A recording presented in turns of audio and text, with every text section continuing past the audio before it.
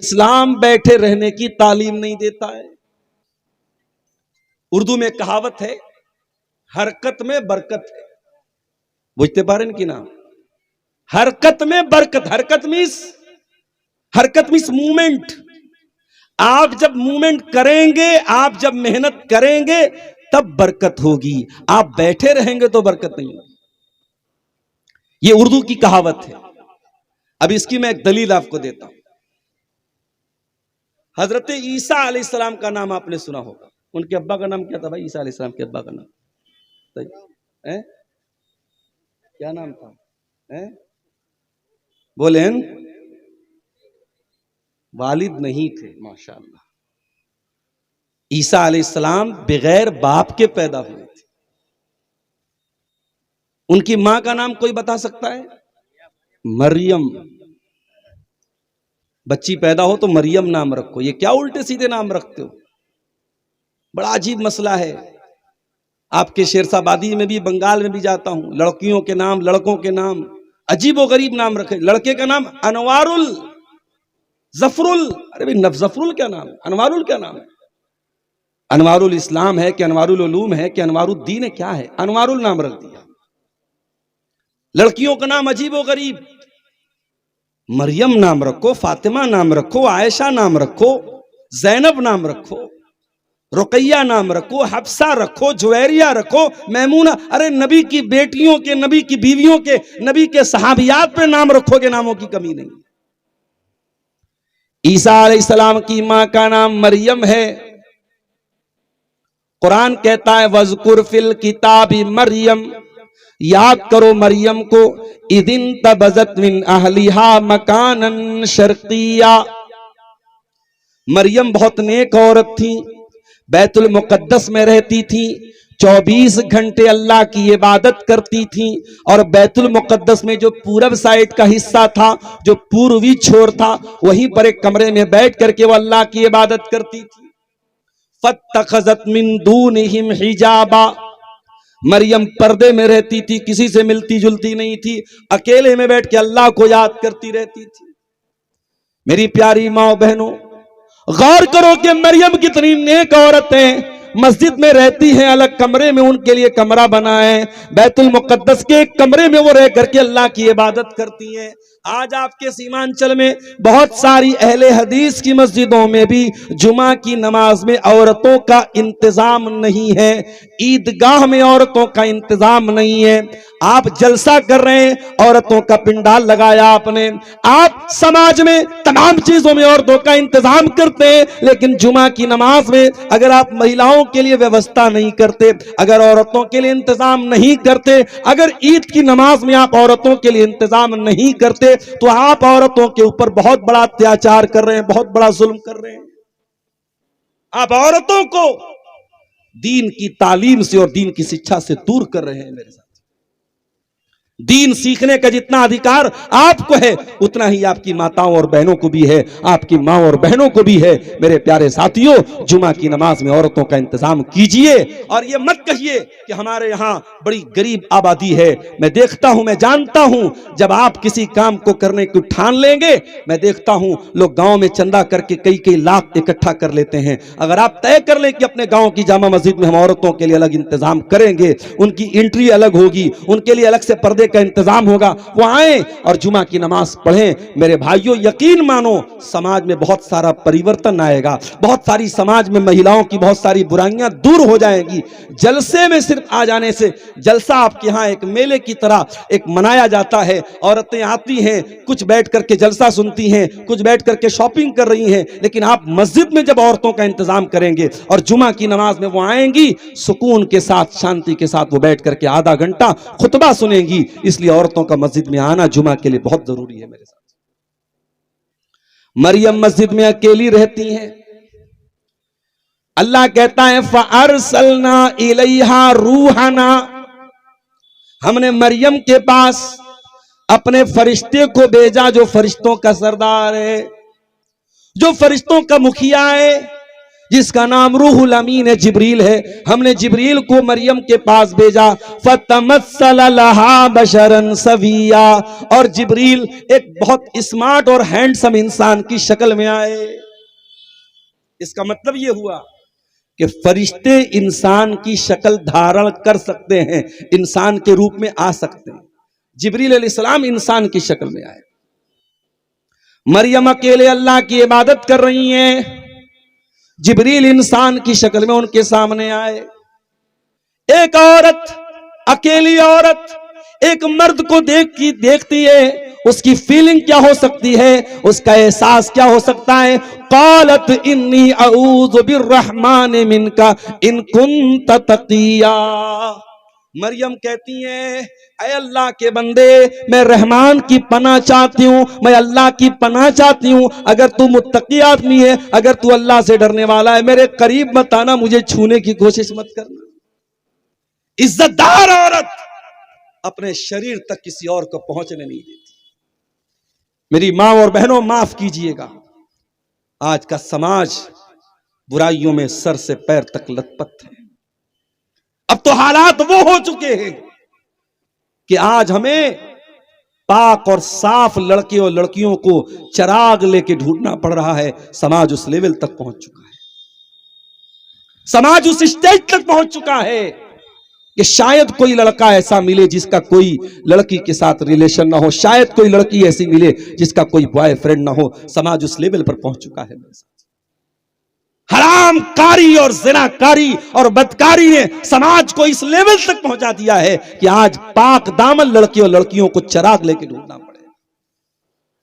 अपनी बहनों को एक पैगाम देना चाहता हूं। आजकल चल रहा है प्यार और मोहब्बत के नाम पे बहुत कुछ चल रहा है, मगर याद रखना, कोई इंस्टाग्राम पे आके प्यार का इकरार करे, कोई व्हाट्सएप पर आकर के मोहब्बत का इकरार करे, कोई स्नैपचैट पे आके आई लव यू लिख दे, तुम धोखा मत खा जाना मेरी बहनों। ऐ मेरी कौम की बेटियों, ऐ मेरी कौम की बहनों, मैं तुम्हें बड़े प्यार के साथ ये पैगाम देना चाहता हूं, जो तुमसे मोहब्बत करेगा वो ज़िना करके तुम्हें जहन्नम में लेके नहीं जाएगा।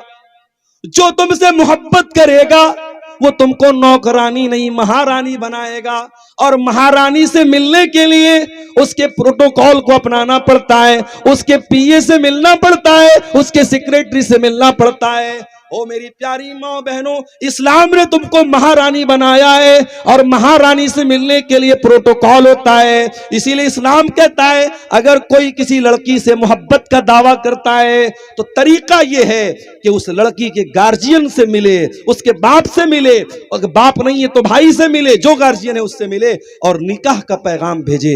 जो आपसे मोहब्बत करेगा वो निकाह का पैगाम भेजेगा और निकाह करके आपको बीवी बनाएगा और जन्नत में आपको लेके जाएगा। जिना करके जहन्नम में लेके जाने वाला एक बार नहीं 1,00,000 बार आई लव यू लिख दे, 1,00,000 बार आपको मोहब्बत भरा मैसेज भेज दे, वो आपके साथ आपके शरीर को इस्तेमाल करना चाहता है, आपके साथ अपनी वासना पूरी करना चाहता है, वो आपके साथ मोहब्बत नहीं करता है। बनो तो मरियम के जैसी बनो मेरी बहनों। मरियम ने कहा, ऐ इंसान, अगर तू अल्लाह से डरने वाला है, डोंट टच मी, मेरे करीब मत आना। अगर तेरे अंदर अल्लाह का तकवा है, अल्लाह से 1% भी तू डरने वाला है, मेरे पास मत आना। काला इन्नमा अना रसूल रब्बिकी लिअबलकी गुलामन ज़किया। जिब्रील अलैहिस्सलाम ने कहा, डोंट फियर,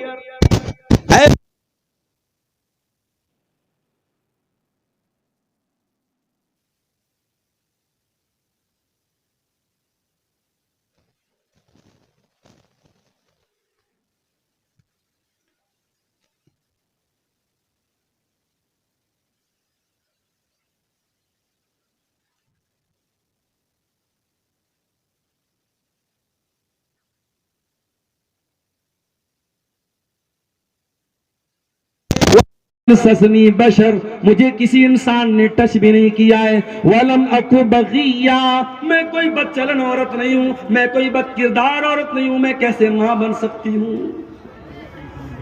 काला कज़ालिक, फरिश्ते ने कहा अल्लाह ताला के लिए कोई चीज इम्पॉसिबल नहीं है। इन्नमा हुआ अम्रु रब्बिक, ऐ मरियम ये तेरे रब का हुक्म है, तेरे रब ने कह दिया कि ये होना है तो हो करके रहेगा। काल कज़ालिक काल रब्बुकी हुवा अलैया हय्यिन, तेरे रब ने कहा कि मेरे लिए आसान है। वकान अम्रम मक़दिया, ये हो करके रहेगा। फहमलत, फरिश्ते ने कहा और मरियम प्रेग्नेंट हो गई। अल्लाह के हुक्म के पेट में ईसा सलाम अमल की शक्ल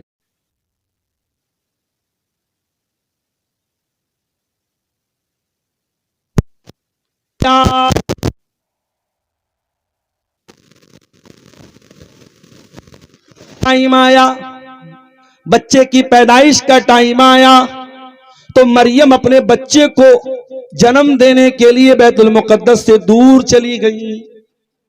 जब दूर चली गई तो हजरत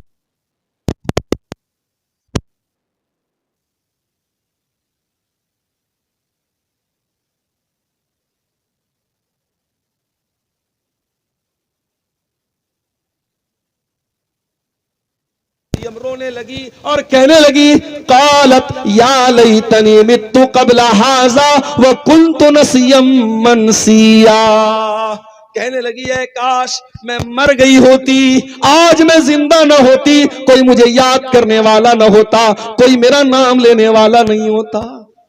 अल्लाह, जो औरत पाकदामन होती है उससे अपनी इज्जत का इतना ख्याल होता है। मरियम ने कुछ गलत काम नहीं किया है, मगर मरियम को अपनी इज्जत का ख्याल है कि कल समाज क्या बोलेगा। कहती है कि काश मैं मर गई होती।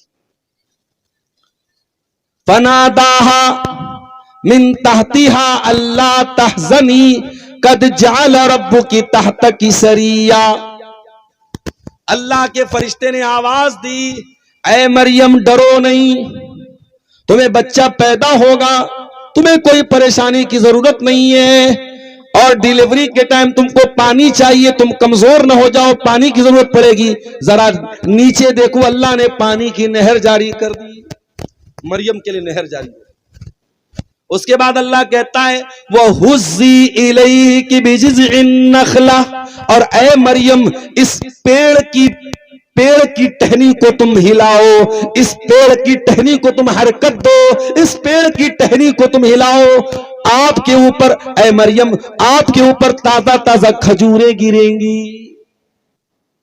मरियम डिलीवरी का टाइम है और आप जानते हैं कि डिलीवरी के टाइम औरत को बहुत दर्द होता है, औरत बहुत पेन में होती है, बहुत दर्द में होती है, बहुत कमजोर होती है। और दुनिया के हर समाज में जब औरत को डिलीवरी का टाइम आता है तो उसको ताकत की चीजें खिलाई जाती हैं। आप क्या भी खिलाई जाती होंगी, हमारे यहाँ बनारस में भी कुछ मेवा वगैरह डाल करके बनाते हैं, कुछ चीजें औरतों को देते हैं, आप क्या भी देते होंगे।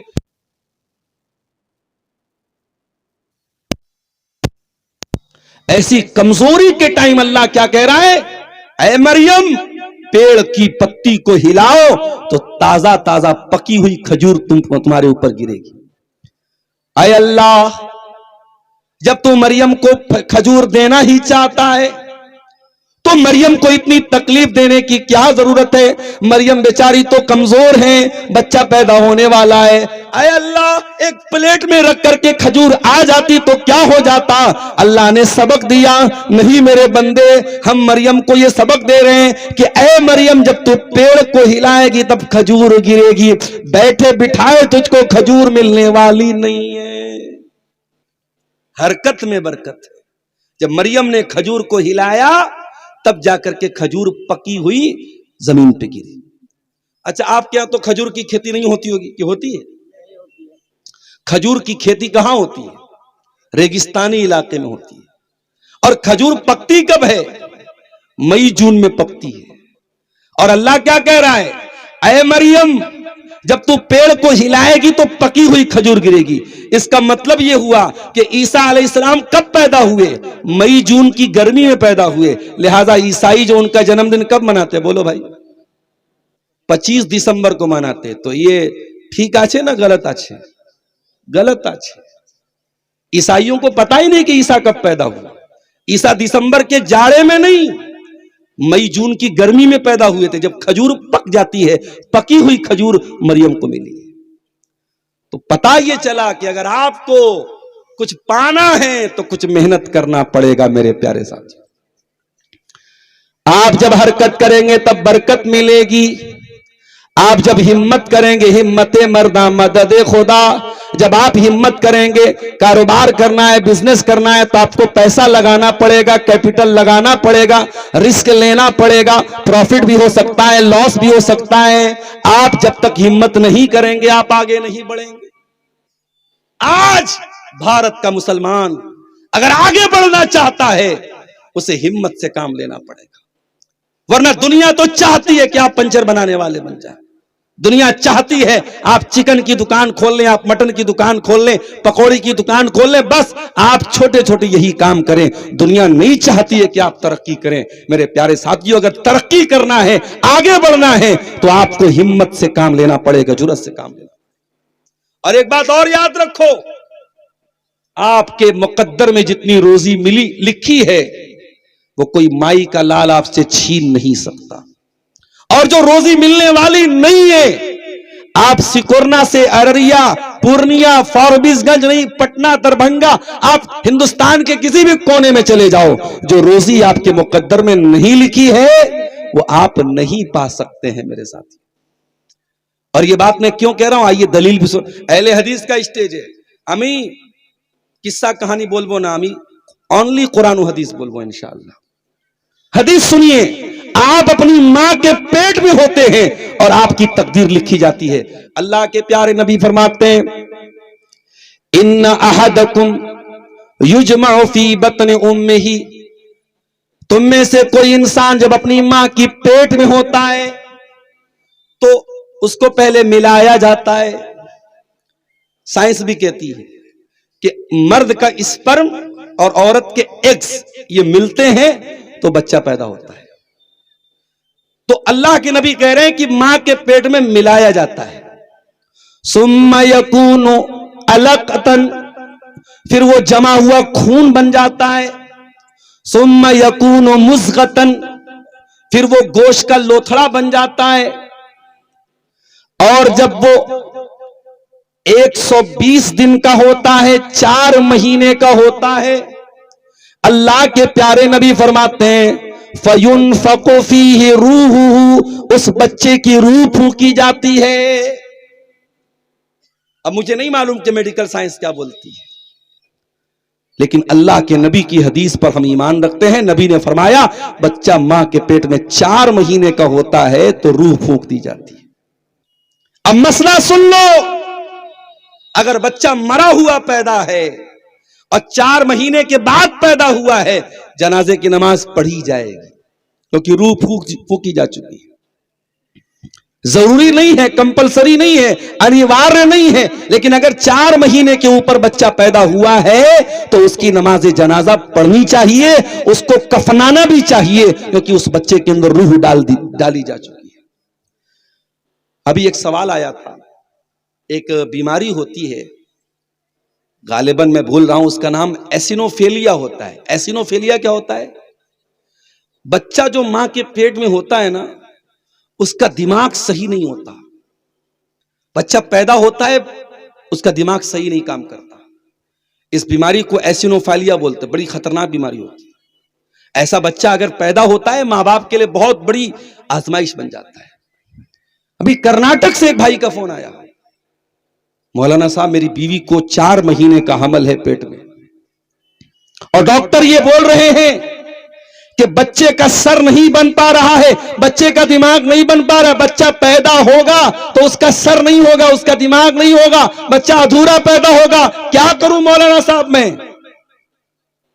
मैंने जब इस मसले पर रिसर्च की, तहकीक की, मुताला किया, तो उलमा ने यही बात लिखी है कि अगर बच्चा 4 महीने के अंदर का है और डॉक्टर की रिपोर्ट बता रही है कि बच्चा पैदा भी होगा तो मरा हुआ पैदा होगा, या बच्चे की पैदाइश से मां को खतरा होगा, तो 4 महीने के अगर पहले का हमल है तो उसको इस्कात किया जा सकता है, उसको मां के पेट में खत्म किया जा सकता है मां की जान बचाने के लिए, जब ये कंफर्म हो कि बच्चा मरा हुआ ही पैदा हो।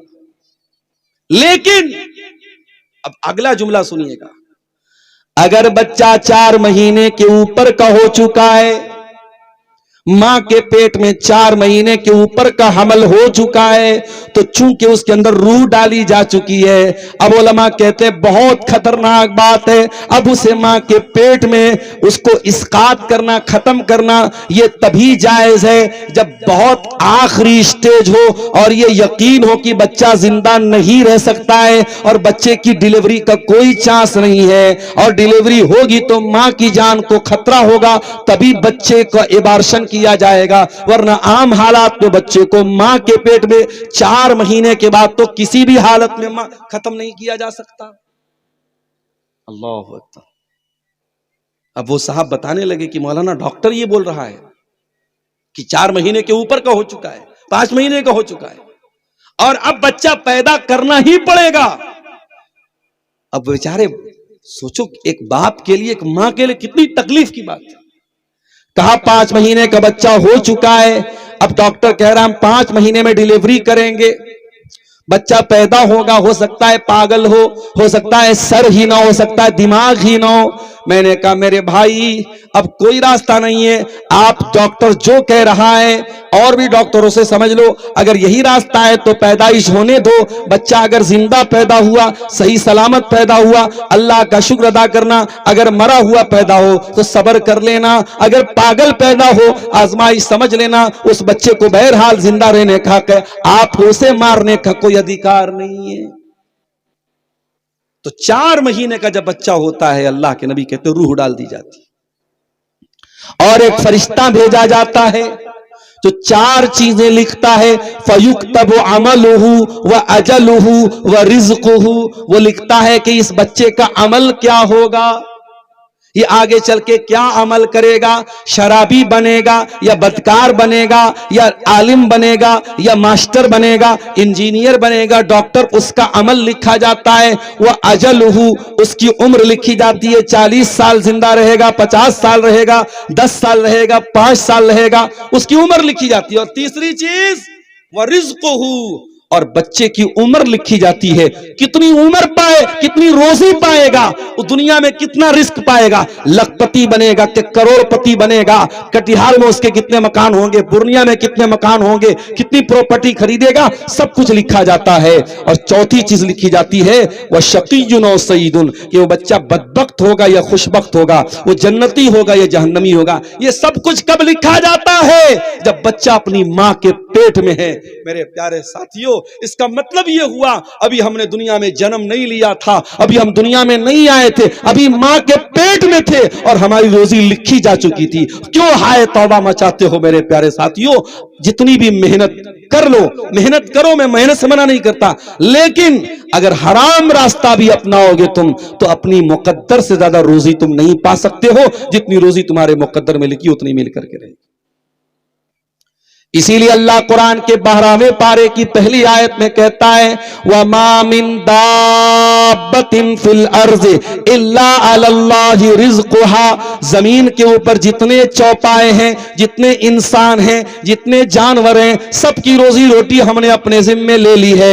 इंसान को भी रोजी देने वाले हम, हैवान को भी रोजी देने वाले हम, जितने जानदार हैं सबको रोजी देने वाले हम हैं। इस दुनिया में बहुत सारे ऐसे जानवर हैं जो अपाहिज होते हैं, बहुत सारे ऐसे जानवर हैं जो अपने घोंसले में पड़े रहते हैं, बहुत सारे ऐसे जानवर हैं वो मेहनत नहीं कर सकते, लेकिन अल्लाह उनको भी खिला रहा है। वमा मिन दाब्बतिन फिल अर्ज़ि इल्ला अलल्लाहि रिज़्क़ुहा, दुनिया में जितने भी जानदार हैं सबकी रोजी रोटी अल्लाह देता है। तो रोजी रोटी देने वाला कौन है? अल्लाह है। ये पहली बुनियादी बात याद रखो मेरे साथ। दूसरी बात, अगर किसी को ज्यादा पैसा मिला है तो जरूरी नहीं है कि वो अल्लाह की नजर में अच्छा हो, और कोई गरीब है तो जरूरी नहीं कि वो अल्लाह की नजर में बुरा हो। अबू लहब के बाद बहुत पैसा था, नबी का चचा था अबू लहब, बहुत पैसे वाला था, बहुत स्मार्ट था, बहुत हैंडसम था। ओ दुनिया वालों, तुमने तो हैंडसम होने को, खूबसूरत होने को मेयार बनाया है, तुमने पैसे को मेयार बनाया है, तुमने खानदान को मेयार बनाया है। अबू लहब के पास तीनों चीजें हैं, खानदान भी बहुत बड़ा है, नबी का चचा है, अब्दुल मुत्तलिब का बेटा है, हाशिम का पोता है, बहुत खूबसूरत भी है, बहुत पैसे वाला भी है। लेकिन कुरान क्या कहता है, तब्बत यदा अबी लहब व तब, अबू लहब हलाक हो गया और अबू लहब ने जो कुछ कमाया था वो सब बर्बाद हो गया। तब्बत यदा अबी लहब, अबू लहब के दोनों हाथ बर्बाद हो गए। मा अगना अनहु मालुहु व मा कसब, न माल कोई काम आया न कमाई किसी काम आई। तो दौलत का ज्यादा होना मेरे प्यारे साथियों, ये जरूरी नहीं कि अल्लाह के यहां आपको उत्तम बना दे, अच्छा बना दे।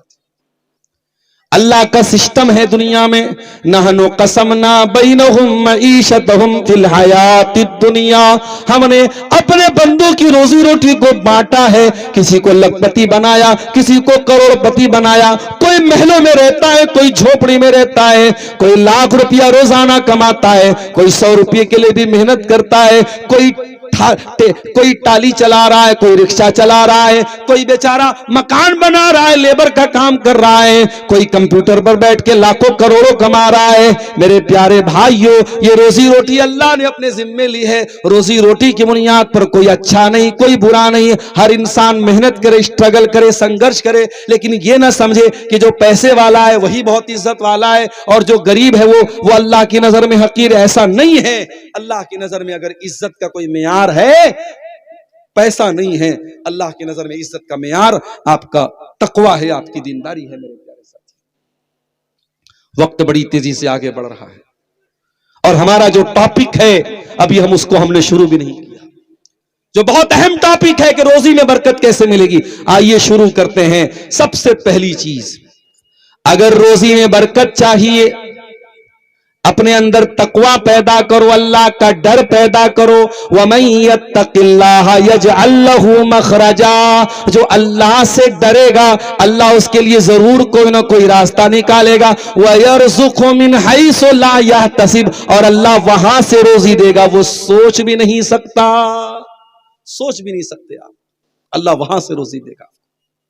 तकवा पैदा करो।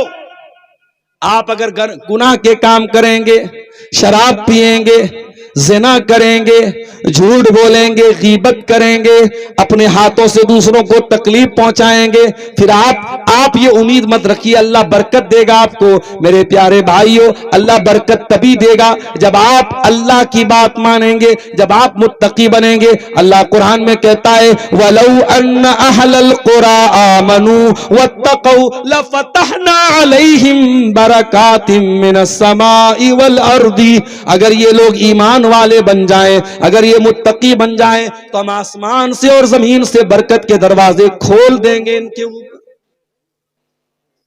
एक सहाबी, नाम नोट कर लो, अब्दुर्रहमान बिन औफ, मक्का से हिजरत करके मदीना आए।